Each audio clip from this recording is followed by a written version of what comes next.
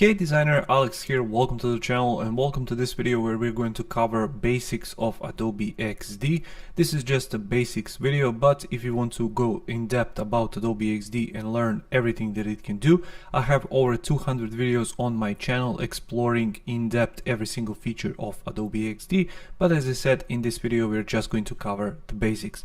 Before we get started, make sure to subscribe to the channel because I upload new videos every single week right here, all about Adobe XD, design, passive income techniques and more. If you're interested, make sure to subscribe. And now, without any further ado, let's get started.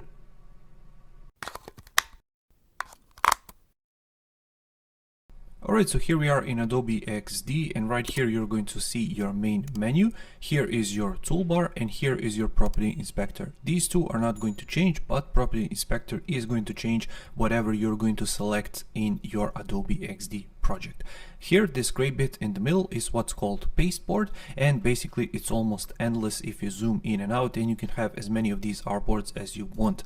Speaking about artboards, this is your artboard. In this case is iPhone 13, and you can access it by hitting A or clicking right here. And here you can see on your right you have your mobile artboards, you have tablet, web and desktop, social media and watch, and these are basically predetermined sizes for all of your artboards. You can select your artboard and you can change its name by double clicking on it. For example, let's call it home, and here in the property inspector you can change its width, its height. You can change the orientation, for example, from portrait to landscape if you're designing landscape views, for example, for your mobile apps.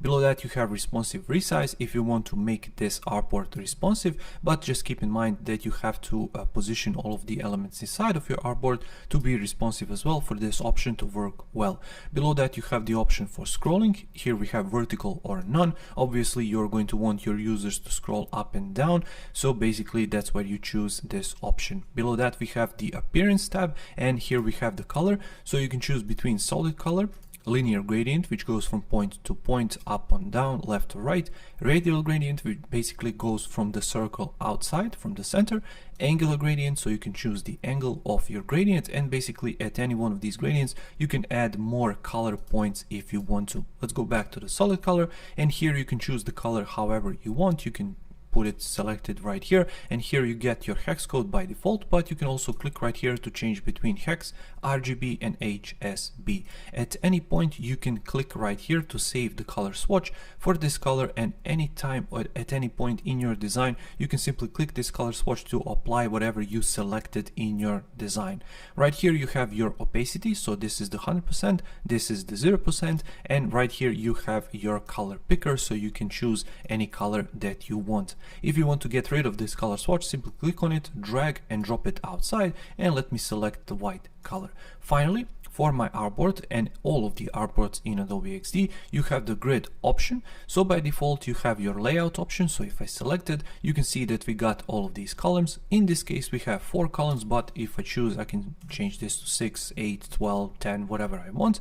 Below that we have the gutter width, which is basically the distance between my columns, column width, which is the width of your column, which is these blue bits, and finally we have margins left and right, top and bottom, and you can click right here to change all of these. And when you hover, and this is the great thing about XD, when you hover on anything, basically it's going to give you the shortcut key for that control.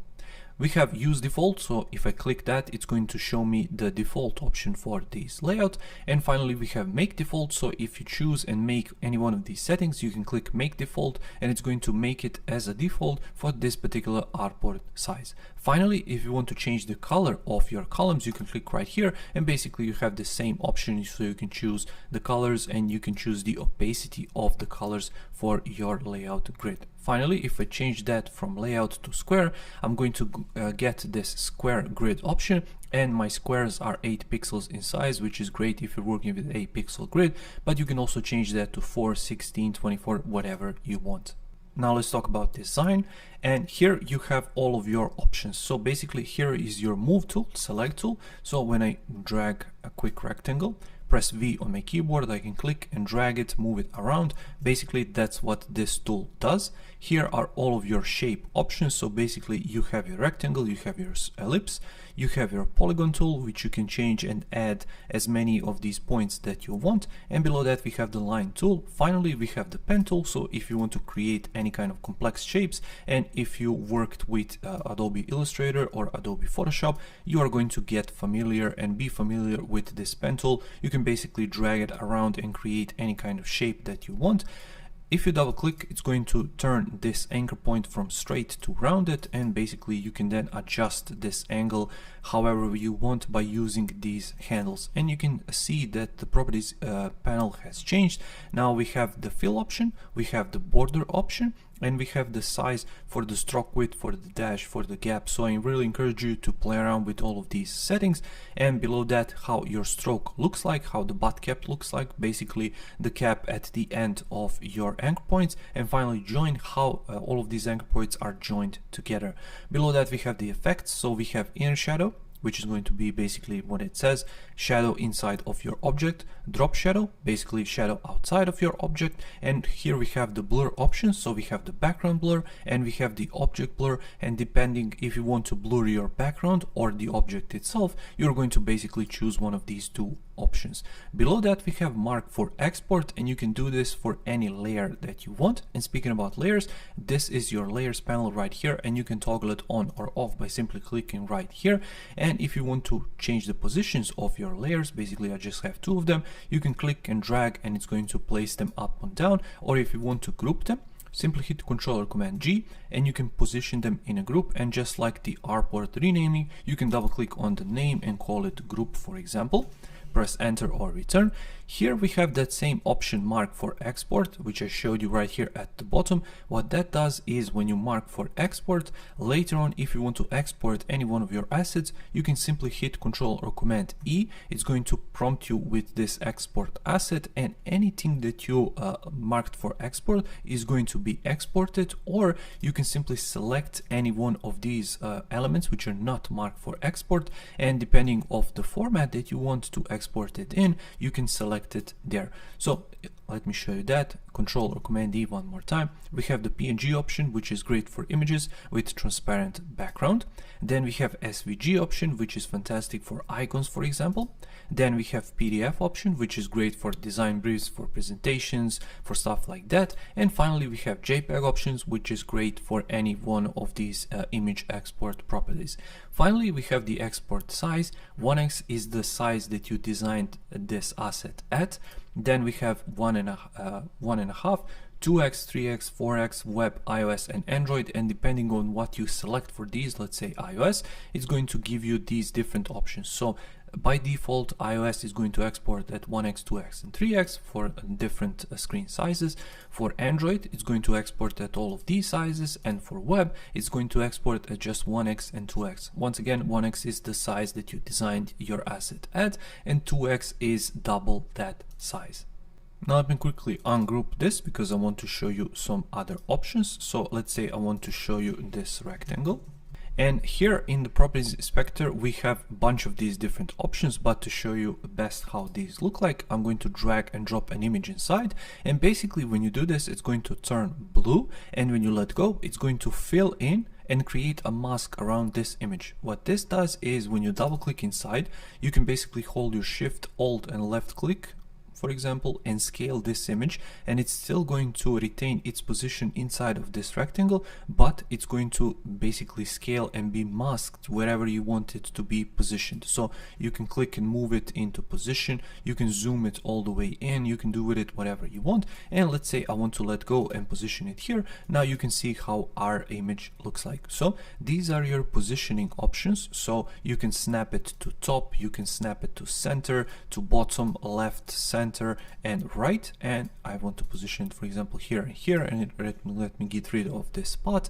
So when I select it, once again, here we have your sizing options for width and height. You can rotate it, for example, 45 degrees, just to see how it looks like. And you can of course hover and do that right here. If you hold Shift, it's going to snap into increments. So you can see 45, 60 degrees, 75 degrees, 90 degrees, and so on. So you can go back to 0 there. Then we have the flipping options, so flip horizontal, flip vertical, and then we have the scrolling options. So if you create a scroll group, so for example Control D, and Control D, as you can see it goes outside, and let me for example select all of them by holding Shift and simply create my scroll group in this direction. And if I hit Control Enter to preview and start scrolling down, you can see that now they are in the same scroll group.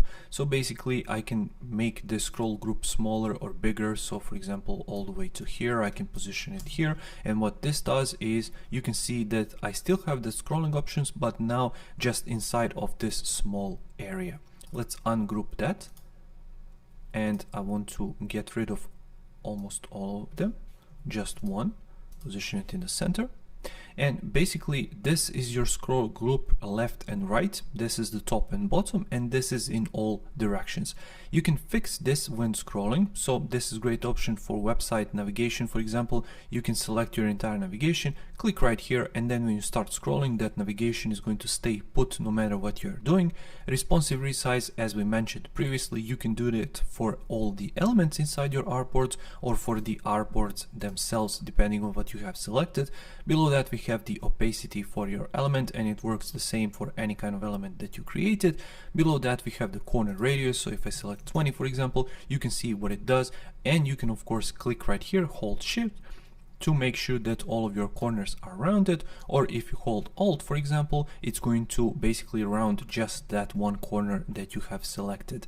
Below that we have the fill option, we have the border option, and you're going to notice that we have the slight border around. Let me get rid of it, and you can always hit Control or Command 0 to snap back into view, into position. Finally, we have that inner shadow, drop shadow, background blur, which I mentioned previously. And now that I show you that, I want to show you one of the greatest and fastest design tools in Adobe XD, which is Repeat Grid. When I click right there, it's going to create a bunch of these different copies by simply dragging on it.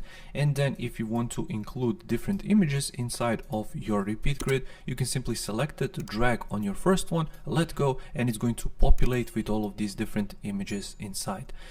Then if you want to ungroup your repeat grid, you can simply click right here, and you're going to get these three rectangles, and you can always group them by hitting Ctrl G. And now let me show you the other option, which is called the stack. So when I click right here, you can position this stack in two different orientation. This is the distance between your values. So you can click right here in this pink bit, and then you can click and drag it, or you can click and hold Shift, and it's going to drag it in all directions, or you can manually add it by simply selecting your group, clicking right here, let's say 40 pixels, press enter, it's going to position them right here.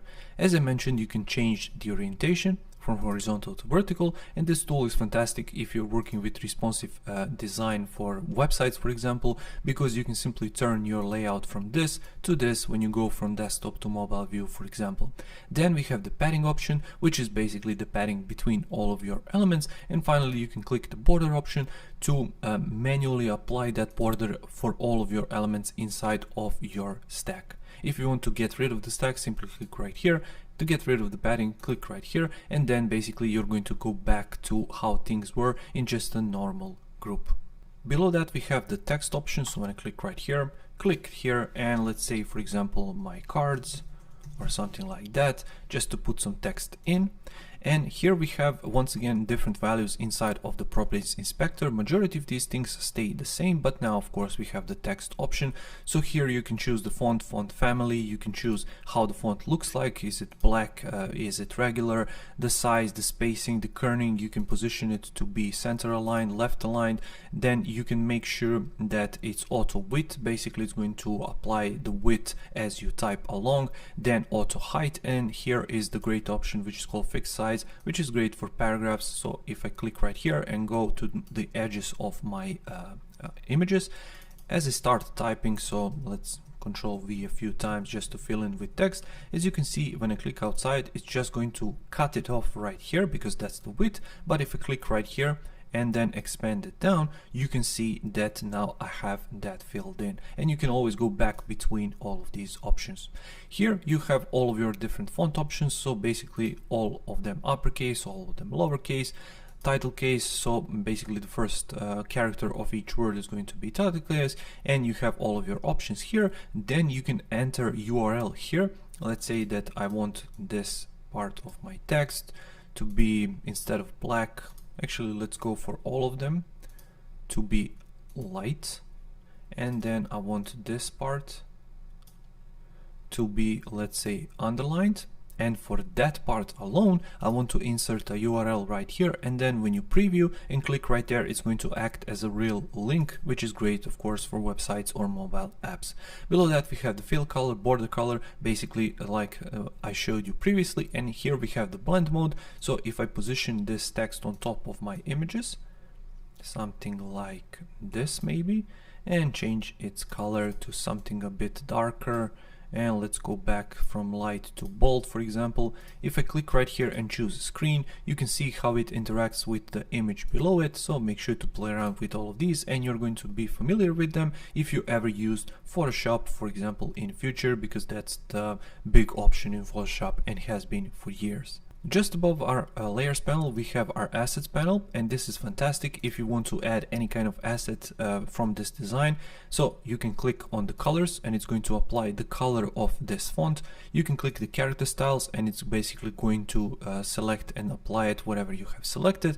And if I want to turn this image into a component, I can hit Ctrl K, for example, and as you can see, it's going to show it right here as a component. Components are awesome because you can create multiple states and then animate those states later inside of the prototype mode. So when I click right here to add hover, for example, call it hover, and then inside of the hover I want to double click and simply scale it up, let's say, to zoom it.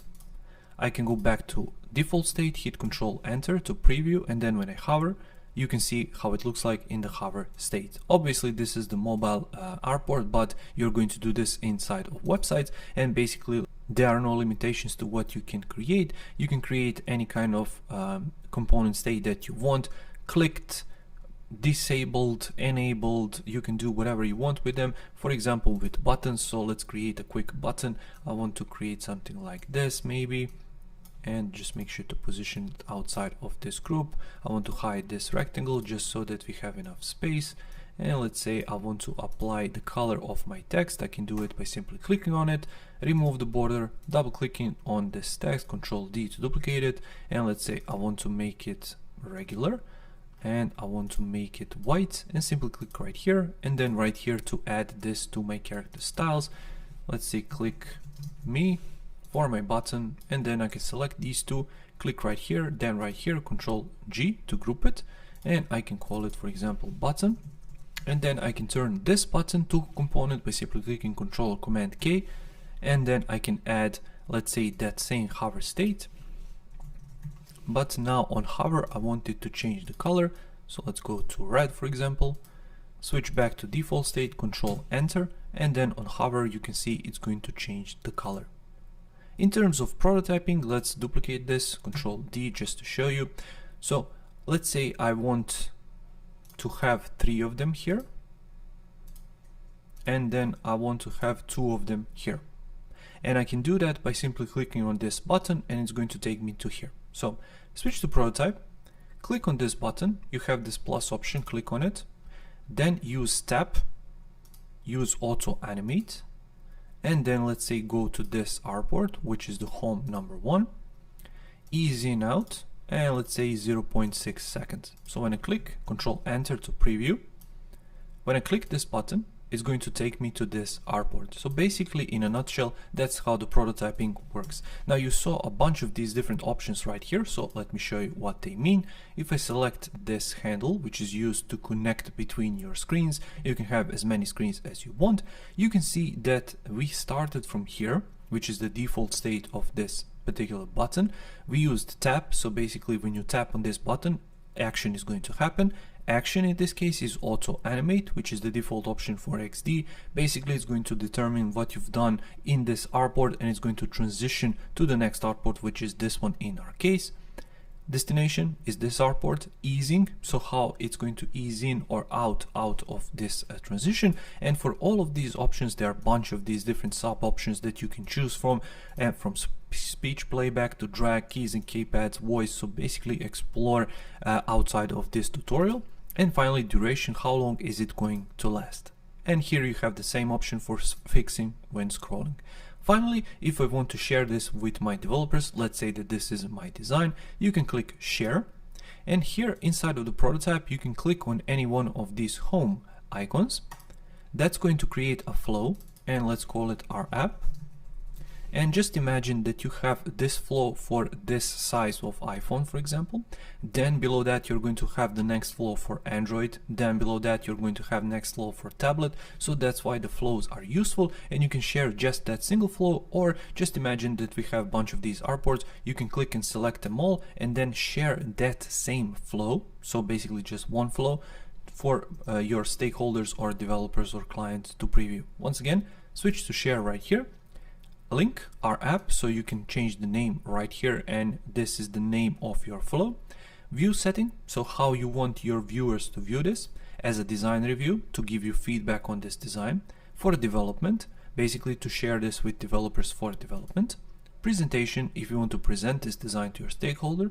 User testing, when you want your users to test this without any hints of or help. And finally, custom. When you click custom, you can choose and pick from whichever one of these elements that you want. Finally, downloadable assets for majority of these if you want to. Anyone with the link can view this, or only invited people, or anyone with the password, and you can set the password. And finally, click create link. This is going to create a viewable link which you can share with your clients, stakeholders, developers, and then you can simply click on that link once it's done. Here it is, and you can show them this link and they can leave you feedback, for example, or get the code directly for this design or something like that. You can copy embed code to put it in your website or Behance presentation, and speaking about that, you can share directly to Behance right here from your Adobe XD. Finally, at the end, here is your link, and once you make any change, you can come back to your link, hit update link, and then you can share it with your stakeholders once again.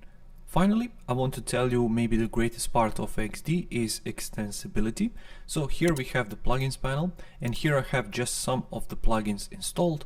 There are hundreds of them out there, and majority of them are completely free. So let's use this blob bureau for example, and I can choose and create any kind of shape that I want. Create blob, and it's going to position this blob inside of my artboard.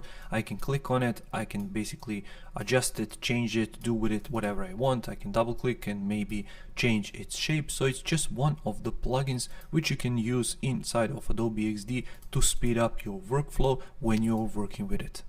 One of my favorites is Lottie Files, and it gives you the option to include any kind of animated icons inside of your Adobe XD prototypes, icons that you can later share with your developers for development when your project is at the end and ready to go. So there we go, those are the basics of Adobe XD. If you want to learn more, make sure to check out all my other videos on the channel all about Adobe XD. And if you want to go full in depth about the software and what it can do, make sure to check out my courses on my website alexondesign.co. Thank you so much for watching, and I really hope that this video brought you value. If it did, make sure to press the like button and make sure to subscribe to the channel. And until next time, take care.